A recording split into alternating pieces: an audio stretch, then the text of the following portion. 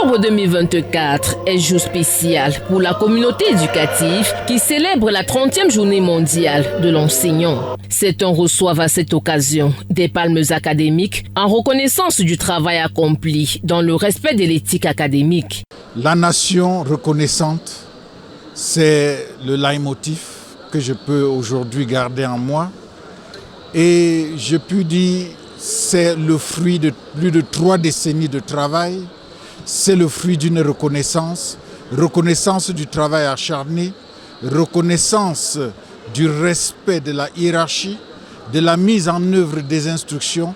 Le sentiment qui m'anime est celui de joie, de gratitude à l'endroit de ma haute hiérarchie qui a bien voulu m'accorder cette distinction honorifique, non pas parce que je travaille mieux que les autres, mais parce que le défi est grand, il est majeur et c'est l'occasion pour nous de nous remettre en question et de revoir ce qui a marché pour pouvoir mieux l'améliorer et ce qui n'a pas marché pour le corriger.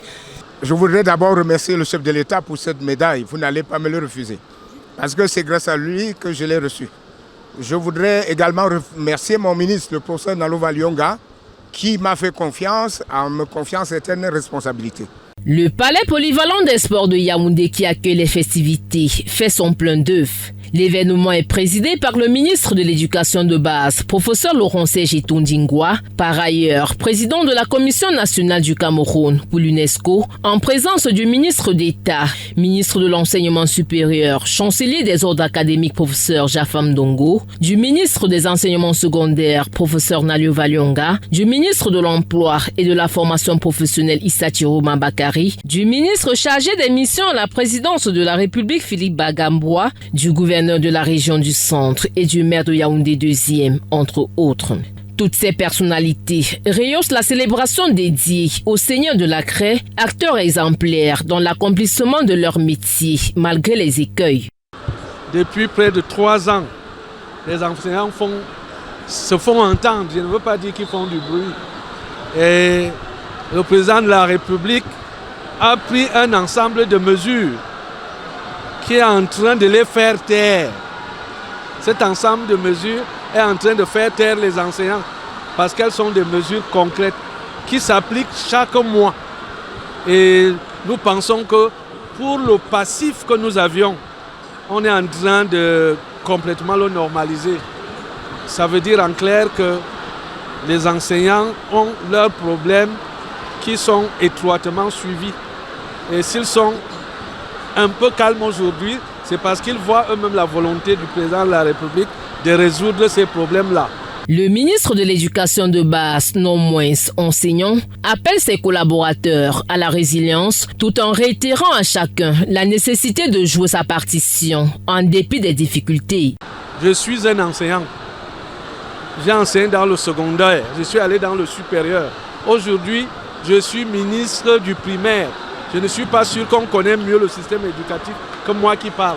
Les choses sont bien.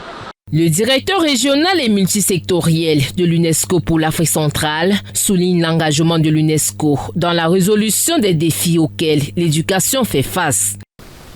Reconnaître et respecter leur rôle de professionnels est essentiel pour restaurer leur statut social et améliorer la qualité de l'éducation dans le monde, conformément à l'objectif de développement durable numéro 4.